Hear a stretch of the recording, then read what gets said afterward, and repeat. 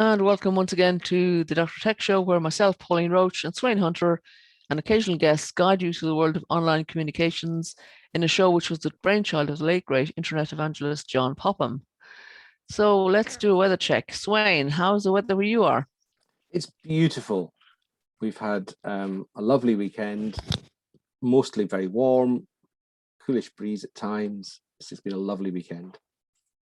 And here in Birmingham, it has been a very blue sky. It's kind of clouded over a bit now, but it's still very bright and sunny.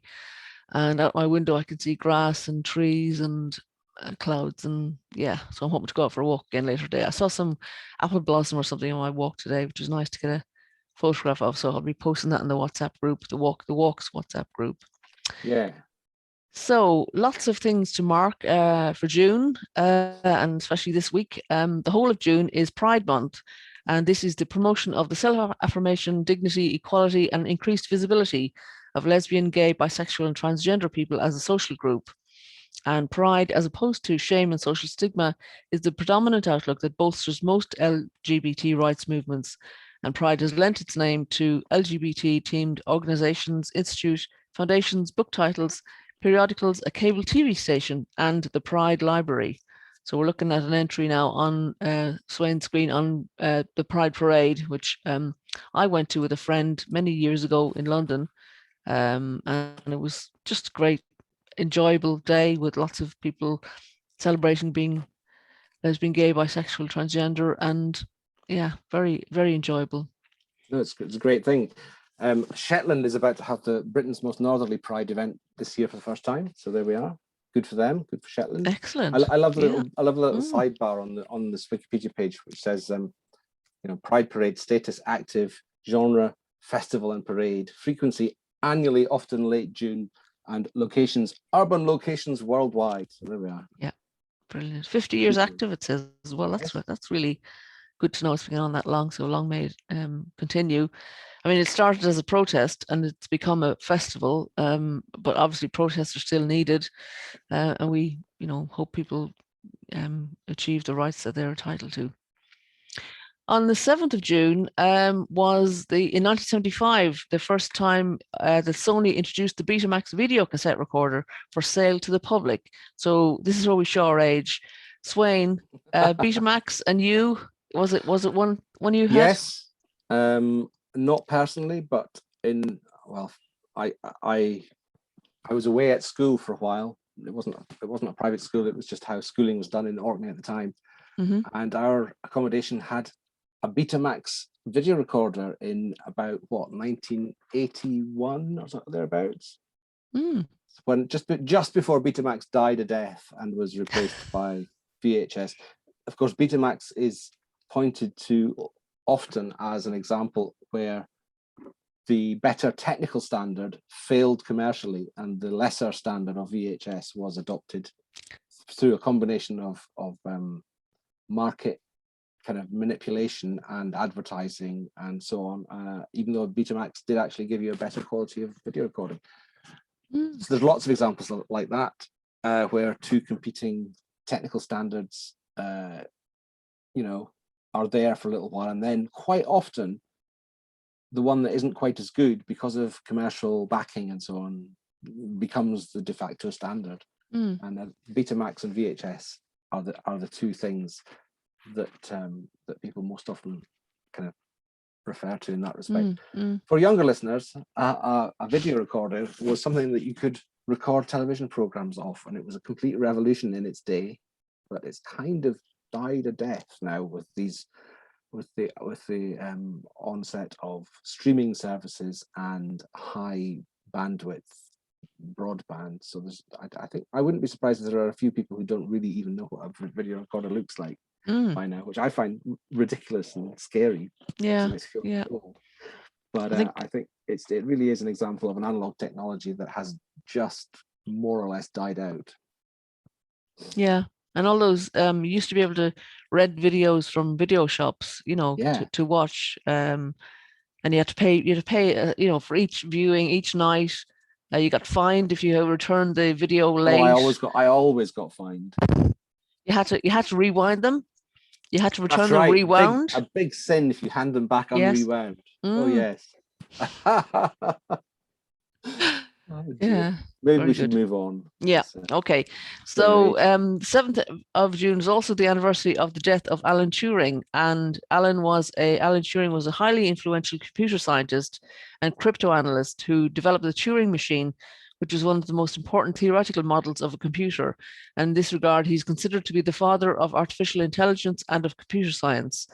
During World War II, Turing worked at the UK's code-breaking headquarters at Bletchley Park, and here he played a pivotal role in breaking coded German messages through the Enigma machine, many of which helped the Allies win several crucial battles. One estimate puts the number of lives saved by Turing's work at as many as 14 million. Excellent. I've been to Bletchley Park. It was a I really haven't. I would like to interesting go. place. Yeah. There was an actor there at the time whose name escapes me now. He was in one of the Harry Potter movies. All right. Anyway, it'll come back to me at some stage. But yeah, fascinating place, and I've seen the films as well, about Turing, which I think convey the Yes. pressure of What's the the film time very well. with Benedict Cumberbatch? Cumberbatch, yeah, playing Turing. I can't remember. I've also read Dr. Sue Black's book about the saving of Bletchley Park. Excellent. Excellent book. And that was all about using social media. We might get Sue on at some stage if she's willing. Yeah, that would be great. She's an amazing person. She's working at Durham University, I think now. But her campaign was amazing, and Stephen Fry got involved, which I think made a big difference. So it was kind of amazing that Bletchley Park got to the state of threat that it got to. But it's to Sue's great credit that she was able to, with no doubt with help from loads of others, was able to bring together a kind of rescue package and up on a fairly secure footing. But it was a whole campaign built around social media, and it just shows, the power of social media. If anyone ever wants to be convinced, her book is well worth reading about the campaign and what she did and continues to do, because I think it's the kind of thing that needs continuous support. He really was a hero, Alan Turing, and he was treated very badly by the state because he was gay, basically. Yeah. And I think the film covers those issues really quite well, as does the Wikipedia page. So badly that the UK state eventually issued an apology for the way he was treated in his conviction for indecency, as it was called in those days. So that was another aspect where a campaign was got together that was related to Alan Turing and bore fruit. Good. Yeah, good.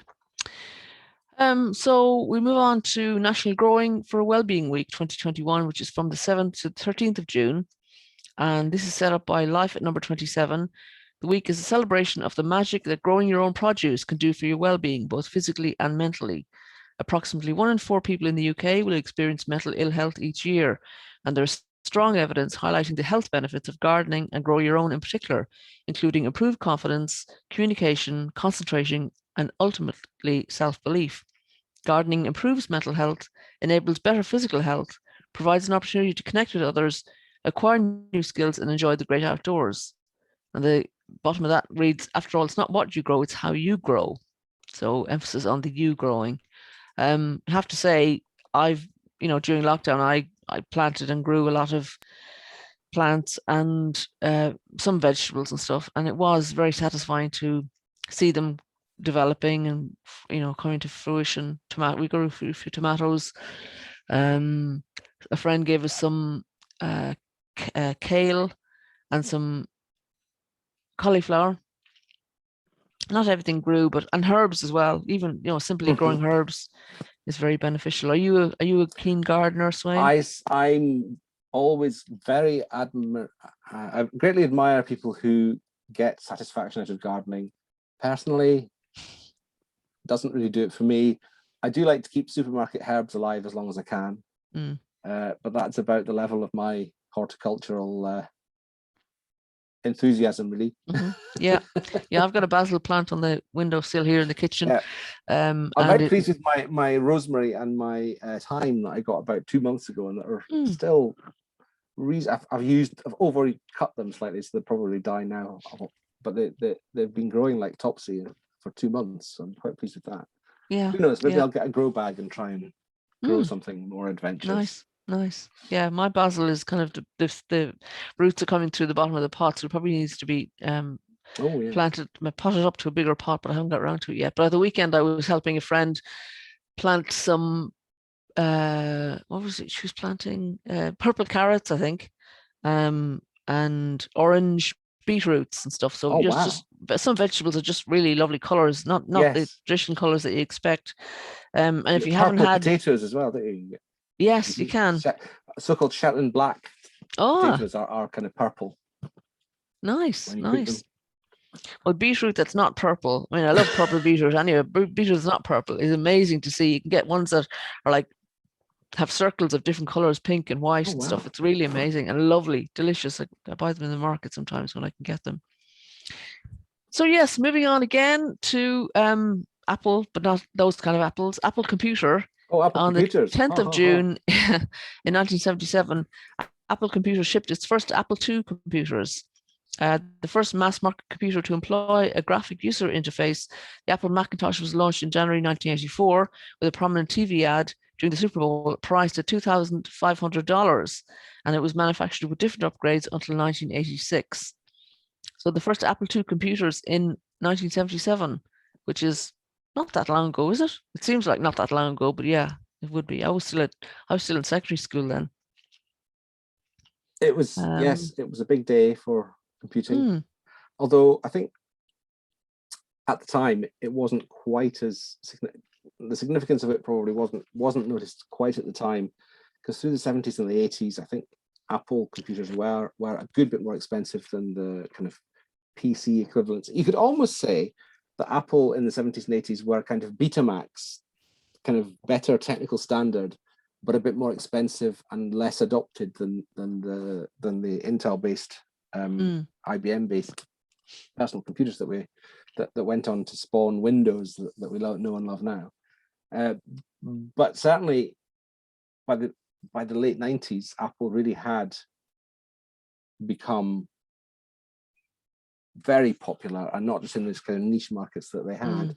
And of course, once they launched the iPhone, I can't remember exactly when that was, then the whole Apple universe just took off like never before. So yeah, I've never embraced it. I've always gone for an Android and Windows versions of devices, but I see how people just they choose one or the other, I suppose, and Apple users are definitely convinced of their betterness, if that's a word. So we can agree to differ on those with people who have that viewpoint. I can agree to differ. So we'll go on to talk about the events that are coming up. Wednesday, the 9th of June is an Africa roundtable on digital inclusion with the subtitle, How Can Stakeholders Work Together to Drive Corporate Action on Digital Inclusion? And this is co-hosted by the World Benchmarking Alliance, the Collaboration on International ICT Policy for East and Southern Africa, and the International Telecommunication Union, Africa Regional Office, which brings together senior decision makers representing digital companies, investors, civil society, think tanks, and governments across Africa to discuss how multi-stakeholders can work together to drive corporate action on digital inclusion. And the WBA's inclusion benchmark data will inform the discussion. So Sweyn's now sharing the tweet about this roundtable, I think. Yes. And I'll forward the link to the event page. Here we go. Oh, I think it's just a simple the Zoom page. Zoom conference. Yeah, but it's interesting to see what's happening in countries around the world on digital inclusion, and I do think that we have a lot to learn from each other. Different environments have different ways of learning and different richness to offer. So I recommend that, and I hope some people can go and see how it goes. Absolutely. Moving on again, the Festival of Libraries 2021. This is happening in Manchester and has from the 9th to the 13th of June and has 80 free online and in-person events across every Greater Manchester borough this June. So it's I'm sure the libraries are very well organized to have this going. And on screen now we have the webpage, Manchester City of Literature, showing Festival Libraries logos and stuff like that. Yeah, and there's a list of the best, saying the best libraries in the world on your doorstep. And it lists artists, writers, and performers taking part, including Guy Garvey, Michael Rosen, Gary Young, Shirley May, Mike Garry, Stuart McConey, Andrew McMillan, Rosie Garland, James Holt, Anjum Malik, Hafsa Anila Bashir, and Stephen Holland, UK Comics Laureate. And this is a festival supported by Arts Council England and will take place in internationally renowned institutions from Manchester's rich tapestry of heritage libraries, including the Central Library, with its impressive status as the busiest public library in the country, in addition to Chetham's, the Portico, and the John Rylands Research Institute and Library. And vital local libraries will also feature. And there's a huge range of partners, and the hashtag is Festival of Libraries. So we look forward to hearing how that goes from our library friends. Yeah, it sounds really cool. Probably Sue and Steph that we had on recently will probably be involved in that. Sure they will, yes. And I think the last thing that we're marking or telling people that's happening Thursday, 10th of June between 7:30 and 8:30 on UK Literacy Association chat with the hashtag UKLA chat. They're talking about digital literacy. And again, this is something that we're going to hear more stories about on today's program. A lot of people talking about digital literacy as opposed to literacy generally, and being more specific. And they have speakers whose Twitter handles are Bajwan I Petula, Guerrero _B, and Mrs. K. Vallely for a discussion about digital literacy and multimodality. So that's the UK Literacy Association. So that sounds good fun. Okie dokie. That's a Twitter-based event, yes? Yeah. Looks like, we can chat where you just kind of tweet and they have topics of conversation, like in Twitter, like in charity chat, charity hour, they post questions and then people answer them in tweets, and then somebody usually collates them at the end to bring the discussion together. So all we need to do is, I guess, use the hash UKLA chat hashtag. Yes. Yeah. And then we're part of the event. Hooray. Yeah. Very easy. Okay, so we don't have a guest today, but we do have plenty of stories. And we'll just start with a reference to last week's show, which is now available on YouTube as of this morning, which is the 7th of June. We had to record the show last week offline, if you like. We're going to boast that this week we're live again, but for more technical reasons, we've had to record this one as well. So eventually this one will also make its way to the website. But if you want to catch up with past episodes of the Dr. Tech Show, or if you know the episode number you're looking for, the easiest way to find it is just to do an internet search, Google or otherwise, for Dr. Tech Show, and then the episode number if you can remember which one you want to listen to. Whether they go out live or whether they are recorded, they all end up in the excellent YouTube channel which John Popham created, and they all end up there. There is a playlist there as well where you can find them all together. So that's like a meta story for this week, because we're advertising ourselves. We don't normally do that. We do.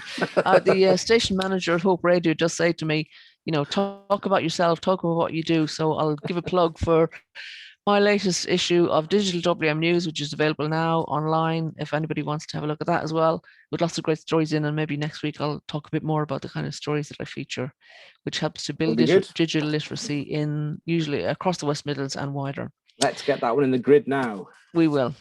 So next story. Last week we talked about Malawi and their digital 2020 digital report, and this week we got Ethiopia Digital Rights and Inclusion 2020 report.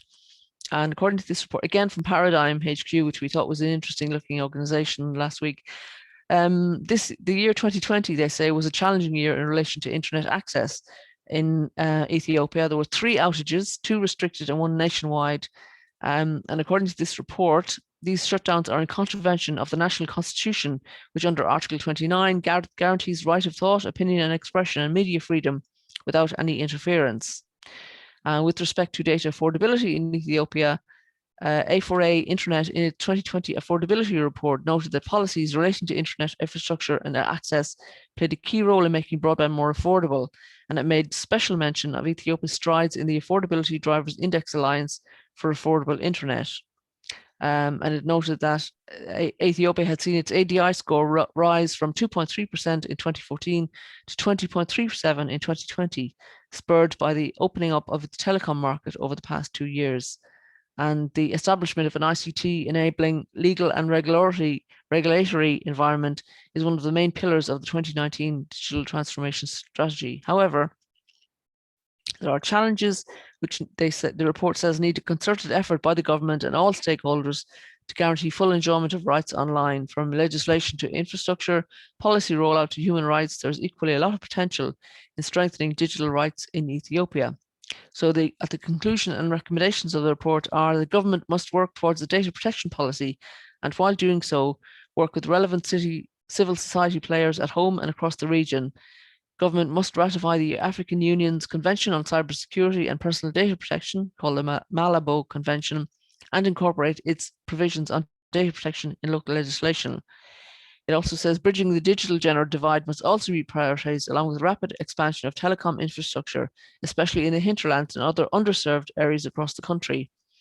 Government must also respect international legislation that is party to, especially with respect to internet shutdowns and the targeting through social media of activists and journalists deemed to be critical of the government. The establishment of an ICT enabling legal and regulatory environment is one of the main pillars of the digital transformation strategy, and yet there are challenges which need a concerted effort by the government and all stakeholders to guarantee full enjoyment of rights online. So it concludes, from legislation to infrastructure, policy rollout to human rights, there's a lot of potential in strengthening digital rights in Ethiopia. So we hope that this progress made there. Apparently, Sweyn, the shutdowns were, one or two were unexpected or unforeseen, but 2 were restricted. So the government was stopping people from accessing the internet. And really, in 2021, it's not, people are going to find out information anyway. And helping people to get access is the way I think most governments are going. So yeah, I think it's really interesting that both of those reports, Malawi last week and Ethiopia this week, they very tightly link the citizens' rights to communicate and to get information with what we're more familiar with in terms of inclusion, that is, access and the money to pay for digital the old devices and bandwidth and skills thing about digital inclusion.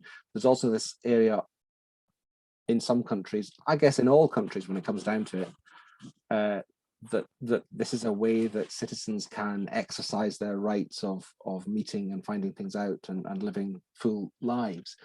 I think we could just as easily look at Western countries under that heading as well and see how and to what extent lack of digital inclusion curtails people who are excluded, how much it curtails their rights to actually take part in society as well. I don't think this is an issue that we have to point at developing countries or countries in Africa or anything like that. I think it's a serious issue for all countries, whether it's political or economic. Being deprived of access to the device you need, the data that you need and the skills that you need to interact properly online is a serious matter in this, as we say, in the 21st century. Definitely. So we'll move on and come back to the UK, the 4 nations of the UK, and this is a digital inclusion and health in Wales report, which we found from a tweet from Matt Gwyn Lloyd during the week, and he refers to this report of which we've got a lot of it on screen. Sweyn has the tweet now, which shows a diagram showing all the different parts of this strategy and document. And it's just interesting to refer to some of the items in the summary and recommendations. And the summary tells us that the Welsh Government's digital inclusion strategic framework has an ambitious 15-point delivery plan, a dedicated national inclusion programme, Digital Communities Wales, which is delivered by the Wales Cooperative Centre, and a new digital competence framework in place in all schools, equipping pupils with the skills they need to be digital citizens in the modern world. And Superfast Cymru is bringing broadband access to rural communities, which would otherwise miss out, which is a great thing to hear. The report says there are many examples of digital inclusion, good practice and innovation in health and care settings, particularly through Digital Communities Wales, through the Digital Heroes Initiative. Young people befriend older people and introduce them to digital technology, often with inspiring and transformative results. People who would otherwise be lonely and isolated are supported to get online so they can keep in touch with friends and family. And digital technologies, including VR headsets, are being used to enable people with dementia to connect with positive memories. Fitbits have provided motivation for people to improve both their digital skills and their physical activity. And health and care staff are being trained as digital champions so they can engage patients with digital health services, including My Health Online and Patients Know Best. And generally, digital inclusion support has created the right conditions for frail older people to use virtual consultations in rural areas. The report does say, however, there is still much to be done. In contrast to local authorities, health boards in Wales have been slow to recognise digital inclusion as a crucial enabler for digital transformation. While 15% of the population, including the heaviest users of health and care services, remain offline, the benefits of the digital health revolution will not be realised. Even so, the majority of health boards make no reference to digital inclusion in the digital strategies or integrated medium-term plans, which would be a concern, I think, to us. So the recommendations are around mainstream digital inclusion, saying that it needs to move from the margins to the mainstream of health and social care planning and delivery in Wales and be seen as a key enabler of prudent healthcare, that digital inclusion should be recognised as a social determinant of health alongside other inequalities and in future included in public health mapping. They say that local authorities generally have a much more detailed and robust strategic approach to digital inclusion than health organisations. And as health and social care organisations move toward the Healthier Wales vision of integrated care, a more joined up approach should also be taken to digital inclusion using levers and enablers. They say the NHS Wales planning framework should require health boards and trusts to take digital inclusion explicitly into account when developing local health plans, including integrated medium-term plans. It goes on to talk about funding. Should be conditional on applications addressing digital inclusion, that Wi-Fi is a key enabler, as we well know, should be rolled out comprehensively across NHS and care settings. Reference, kind of hark back to John's campaign around Wi-Fi in hospitals. That digital health literacy is essential for digital adoption by patients and service users, and that digital health leaders should be encouraged to participate in the NHS Digital Academy, and frontline staff should be supported to become digital champions. And there's a series of other recommendations.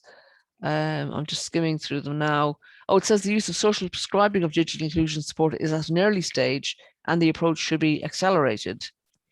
And then I'm just improving the knowledge. The business case for digital inclusion so far is encouraging, but needs to be developed more rigorously with evaluation against outcomes.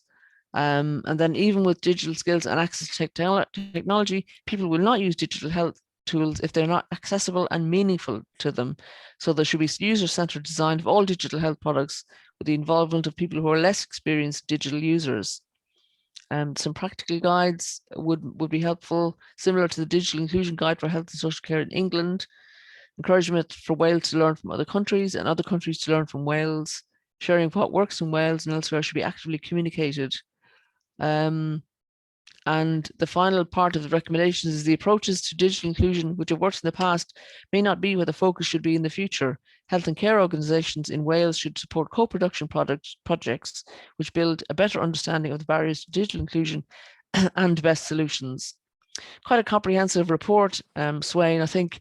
But good to see so much examination going on, and recognizing that the local authorities in Wales are doing well, and that the health services could learn from them. No, it's great. I think all 4 parts of the UK will be on a similar track. Some will be further down than others, but I think everyone's going in the same direction. And I think it's the right direction as well. So it's good to see Wales put this really useful summary together of where they're at and what they aim to do. It's really good. Yeah. Okay, so again, continuing on with the reports about digital inclusion, seems to be a bit of a theme today: digital inclusion, digital literacy. This is a report from Catch 22, which is the titled "A Vision for a Digitally Included Britain." And the ambition of this organization is to end digital poverty and achieve 100% digital inclusion by 2030 by ensuring, amongst other things, as we have referred to previously on this show, that everyone is able to access appropriate devices that allow them to connect to the internet. Everyone has easy access to high-speed quality broadband. Every school-aged child is given or has access to a personal age-appropriate device, data and skills package upon starting school. Basic digital skills training is available to everyone, regardless of age, through local community hubs, and everyone has access to the information they need to stay safe online. So it's basically the kind of the essential digital skills distilled down into a kind of a nice 5 bullet point overall ambition for everybody. I mean, it strikes me that school-age children, it's saying they should have access to device, data, and skills package. A lot of them will already have been using digital devices well before they start school. And so I hope the ones who haven't had will have a chance to catch up, and the ones who have had will be able to share their knowledge with other children. That's a really and good teachers maybe. Absolutely, yes, teachers as well. That's a really good 5-point summary. I mean, we quite often use 3 of those points, don't we? The device, the data or broadband, and the skills. But added in there are 2 really interesting ones, which we shouldn't ever forget, which is about age appropriateness of what's given to children specifically. That's a specific child-related point, but also something that affects everyone, which is that people have the information to stay safe online. And that really is a comprehensive and very short description of what we need to try to make sure everyone has the opportunity to get. So it's devices, it's data, it's age appropriate package for children, it's skills for everyone else, and to make sure that everyone stays safe. It's really good, very brief summary there of what we hope everyone's about these days. I hope we can reach that before 2030. Yes. But it's it's good to have a it's still target. 10, nearly 8.5 years. Yes, that's a long time to wait for that sort of stuff. Yeah, but we are working towards it. And I think here on the show we're contributing to it by bringing stories to people about things that we find online, and kind of encouraging people to talk about their journeys and how they get help. And I know that our listeners are finding what we talk about useful and are able to apply some of it straight away, which is great to hear. So the strategy covers devices, data, and skills, and so it goes into some detail about working with government, working with local civil society organizations to assess the need. Because I remember when some of these projects were starting about giving data to people and giving devices. I was asking the question, well, how do you know who needs them? How do we know how many people actually need what you're supplying? And the data didn't seem to be readily available. It probably is more now, but it's it's good to keep on top of that. The strategy.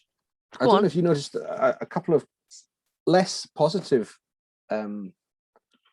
notes that I was picking up on Twitter. I didn't want to highlight any of them in particular because they're kind of about individual families, but I've noticed quite a few, well, half a dozen examples of somebody retweeting a parent saying that now that lockdown is over, they've had to hand back devices and either buy one for their child or pay sometimes, £15 a month, was it, or a week? I can't remember, towards almost the hiring of a device from school. And really, it's not really very encouraging when you think that many families will be under a lot of pressure financially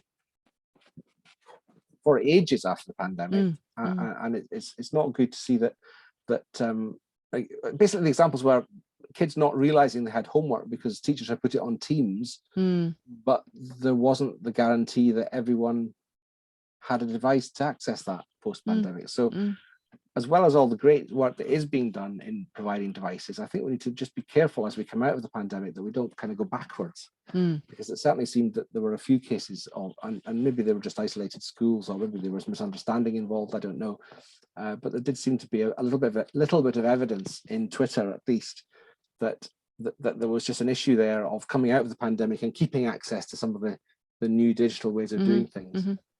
Well, some of this in the strategy actually reinforces what you've just said.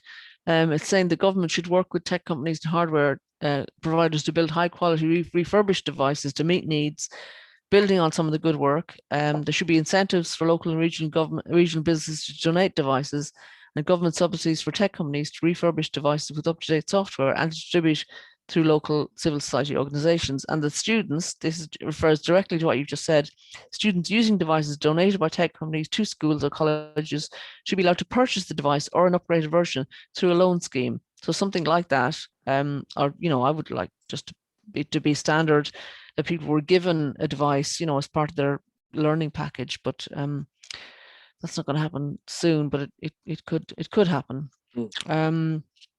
Moving on to the data section of this strategy, they're saying that, and we know some of this has happened already, but it's saying that key health, wellbeing, and education sites should be 0 rated to ensure those currently in digital poverty are not further disadvantaged, so they're not using up their data to access sites that should just be freely available. Social tariffs should be introduced by mobile phone and broadband providers. Data donation schemes should be explored. Other cost-saving measures such as VAT removal for those on lowest incomes should be explored, and broadband should be of sufficient quality, at least 40 megabytes, to enable learning and job searching to take place, i.e. simultaneous video streams or online calls.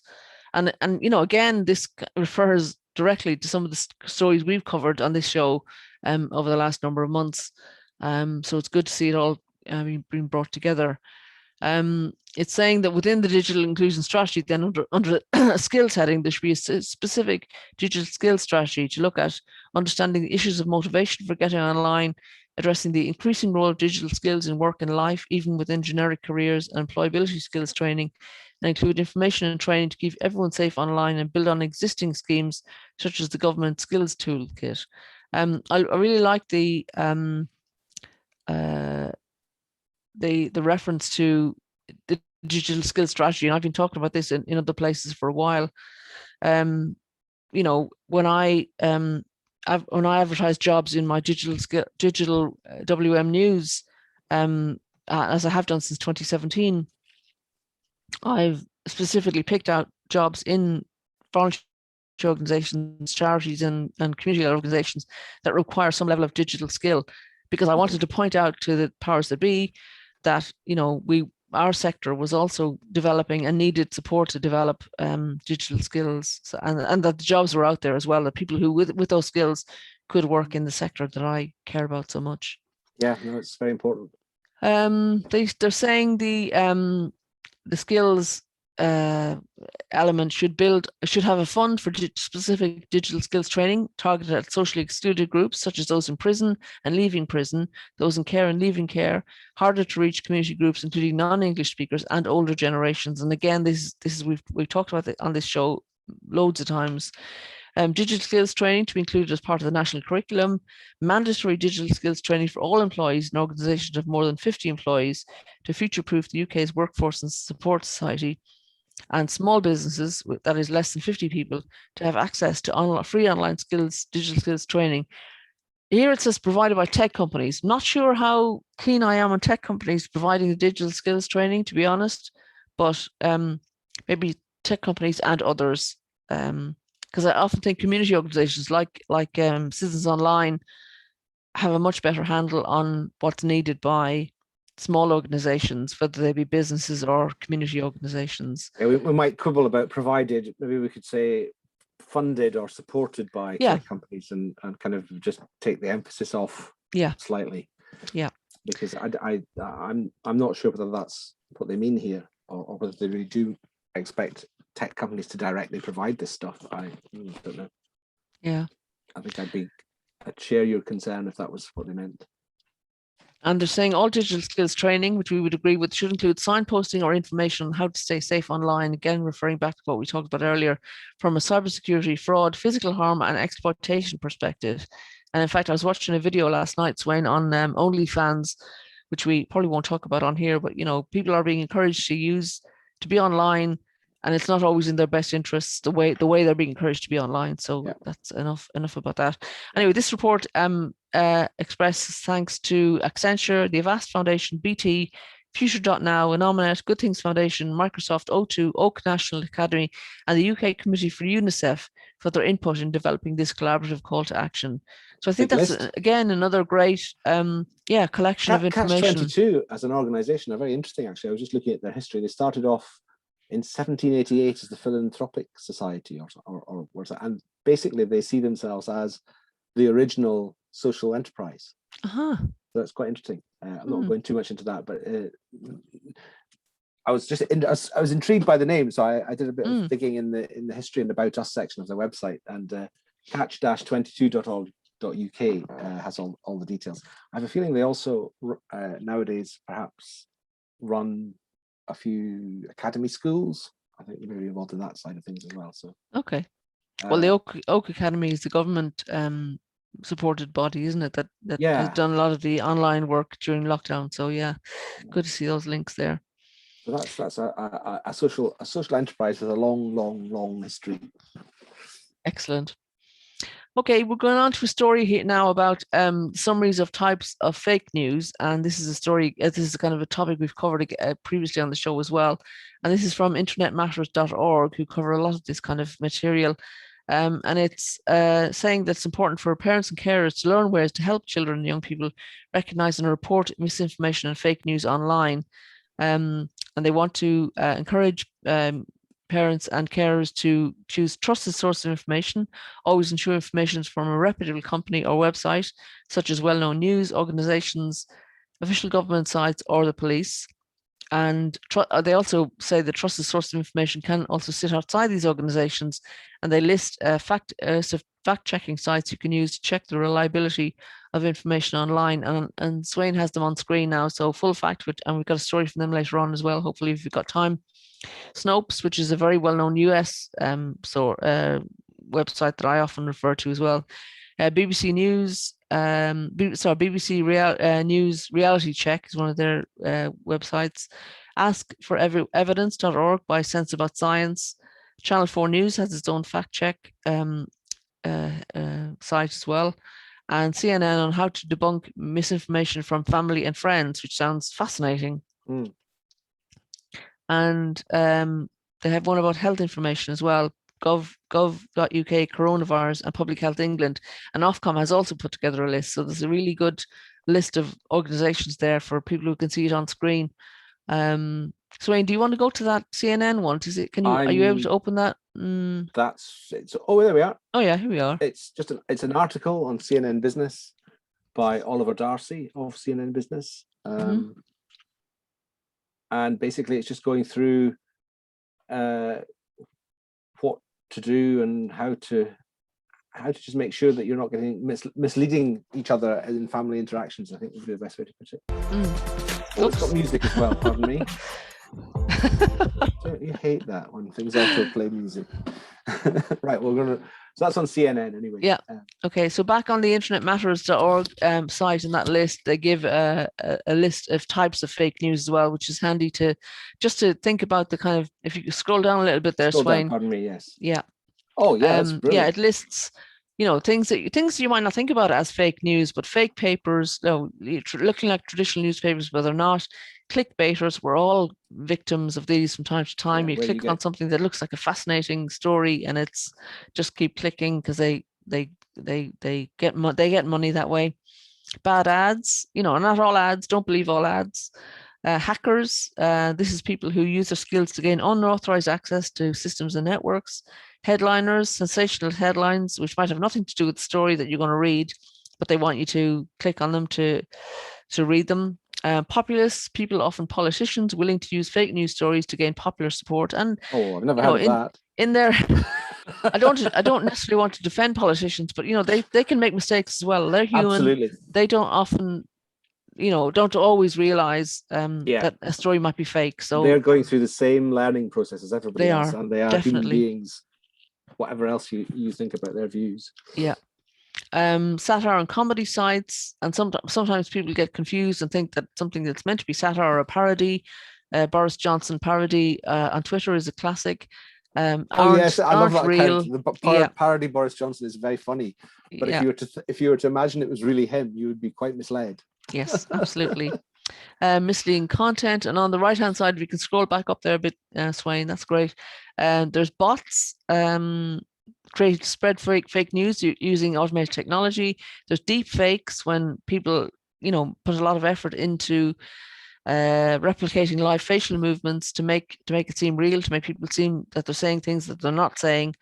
There's phishing, phishing, imposter emails, text, or websites pretending to come from a reputable organization in order to gain your personal information, and sock puppet accounts, which are accounts using fake online identities to mislead or manipulate public opinion. So it's great to have a list there of the kind of things, just to make people think about what might be happening to them, and that people are deliberately trying to mislead them. Some people are deliberately trying to mislead other people, and don't feel bad about it. Just make sure that you are aware these things happen. And it's really good. It's a really good list, that, because it includes things that are out to get you maliciously, but it also includes things that you could just be mistaken about. And I think those two aspects of kind of safety and reliability online are very important, because they both can have bad effects on what we believe or what we do, either intentionally meant, like people who are doing fake things, or just misunderstanding things online. And I think that the best thing for me about this, well, if you print this thing, it's two sides of A4, so it's a lovely summary, and the list there of where to get information. I mean, if you see something online that seems either too good to be true, or way outside what you would expect someone to be saying, then Google or internet search a phrase from the headline and include full fact or Snopes in your search. And if full fact or Snopes have covered that article, then you might get more information about it that way. It takes 2 seconds. So if there's anything that, certainly I find myself doing that at least once a day, sometimes many more times a day, when you see things online and you think, can that really be true? And really it's that questioning, critical attitude to what you see or what you read that it's very easy to get sidetracked out of that. There's two things. When you're reading a newspaper, an old-fashioned newspaper, for one thing, you kind of trust the brand that you're reading, and you know where it is and where you are in it. And also, you can check things, you get time in your head, but when you're online, you've just done a search for something and you find a whole list of articles or websites which are talking about the thing you're looking for, it's really easy to forget that those websites could literally be run by anyone for any purpose, malicious, misguided, or honest and true. And I think Full Fact and Snopes do a fantastic job in checking out things. And I mean, particularly on Snopes, you'll see the same fake articles come around again and again and again, or typically Facebook posts with no particular link. They're just a bit of text that's obviously not been written by your friend, because it's not the style of chat that they would normally use, and it's usually about something to do with health or politics or something like that. Yeah. And sometimes those things that get passed around are true and absolutely fine, and there's no risk to them at all. But quite a lot of them, just simply keeping wrong notions alive in the population, is just a really destructive and annoying thing. So it's And great often that they come as an urgent message from a friend saying, do this because someone's going to steal all your money, or or there's you're those going to as get well. you're Yes, going to get yes. you're going to get sick, or something terrible is going to happen to your family or friends, and they play on our emotions to try and get us to do something we wouldn't normally do if we had time and space to think about it. Would your friend really contact you like that? Probably not. And even if they do, your friend might contact you, but not knowing themselves. So be skeptical. Help your friends. Help your friends be skeptical as well. No, I like that. I'm going to save that 2-page document and learn what's in it. Yeah. So thanks for that one. Okay. So moving on, we've got one. Oh yeah. Okay. So we're going on to a story from Mid Sussex Voluntary Action. Are you able to? Oh yeah. There you go. They're working with Balfour Beatty, Mid Sussex District Council, and Citizens Online to improve access to technology, information, and contribute towards the general well-being of Mid Sussex residents. And the signposting service on this webpage is designed to help residents find sources of practical support, training, and guidance to aid access to digital services and information. So it's a bit like the previous story. This is, something you can rely on. They've done their homework and they found useful sources. And they go on to say that MSVA, the organization that's hosting this page, will host a signposting service on their website for residents to find sources of practical support, training, and guidance. And Balfour Beatty, one of the partners, are currently rolling out local full fibre network on behalf of Mid Sussex District Council across the Mid Sussex area. And so there's never been a better time for residents and businesses to make the most of the online world. The project also seeks to improve access to computers and online resources for school children and help support residents with finding work and training opportunities. So I think it's a good list again of what's available in the area. Grants for equipment and data you've got on screen now, Sweyn. Broadband, how to donate, unwanted and old tablets and laptops. So it's just That's helping a really people good overview for West Sussex. Yes. A really good example that again other local authorities or other local organizations might kind of have a list like that. This looks like a very useful local list that will benefit a lot of people, I think. Yeah, absolutely. I guess the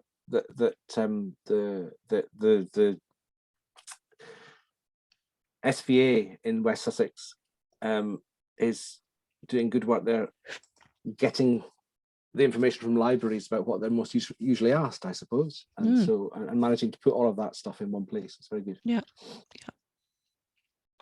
Excellent. Okay, stop sharing. Well done. Stop sharing food stories. Hello again.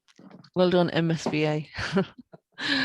Okay, we've got time for a few more before we close the show today, and the next one is from All Digital Awards, and this is an award body or set up that celebrate the individuals and organizations across Europe that enable citizens to transform and enrich their lives through the benefits and opportunities created by digital technologies.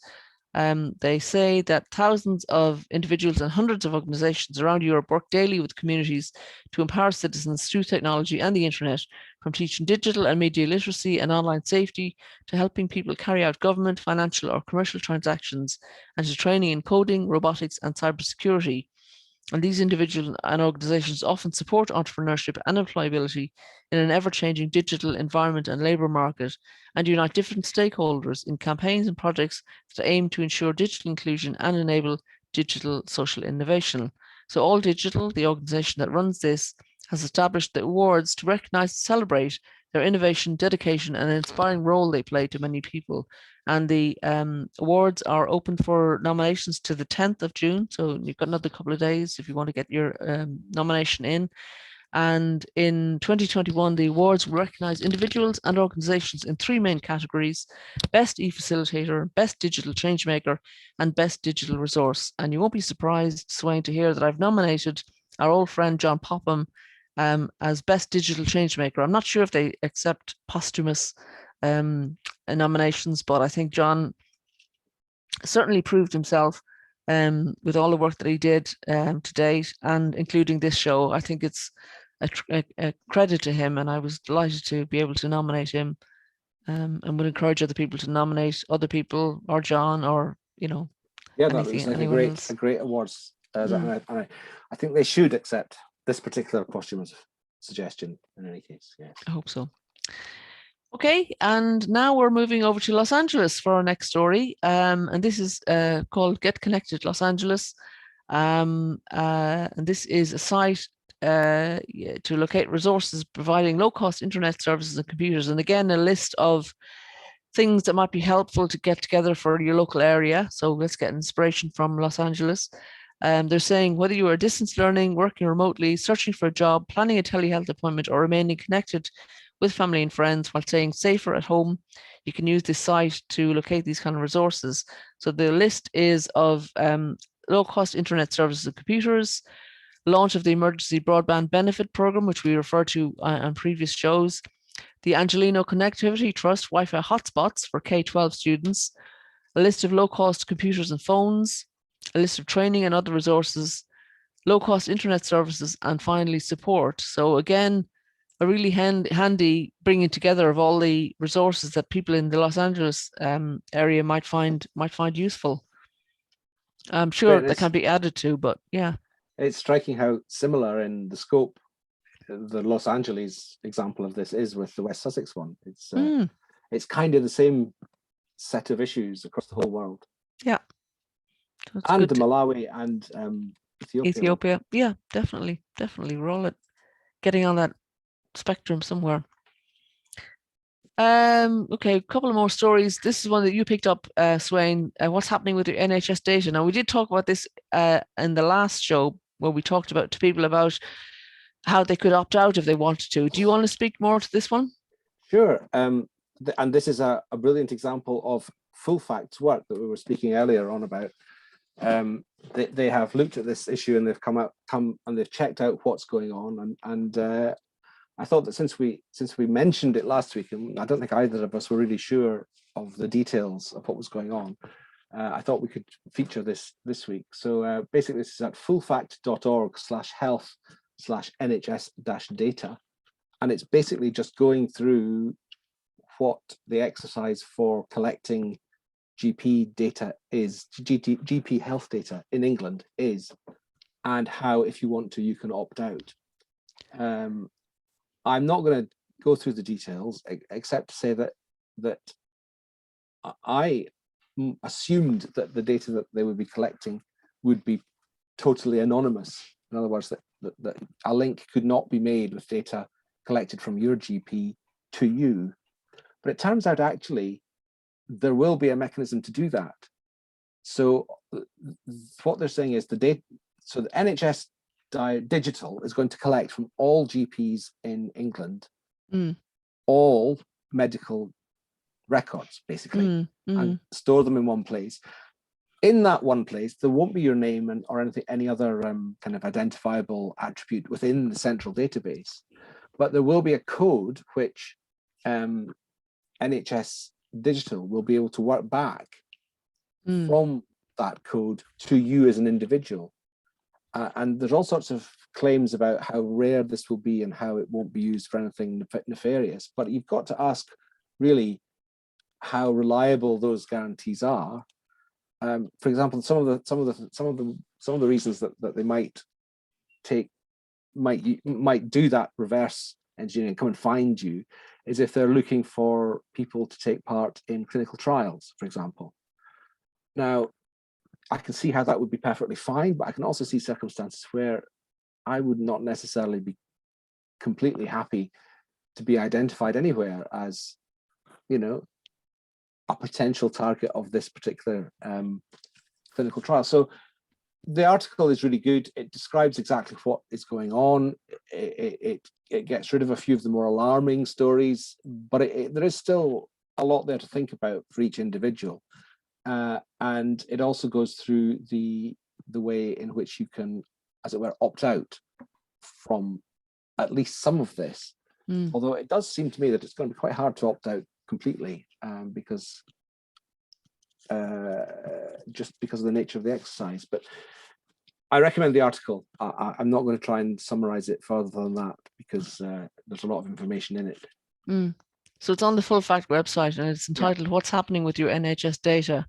It is clear, as we said last week, that the If you want to opt out, you have to, the deadline is the 23rd of June to stop your GP data being shared with NHS Digital. I mean, I have to say online, a couple of people are quite pragmatic about it and saying, well, if it helps other people get better, that's fine.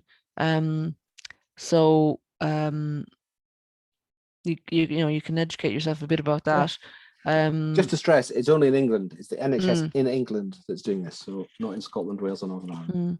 The article does cover, as well as what this is called the Type 1 opt-out, the National Data opt-out, which is another opt-out, which stops NHS Digital from sharing any confidential identifiable information, not just the GP data, for reasons other than your individual care.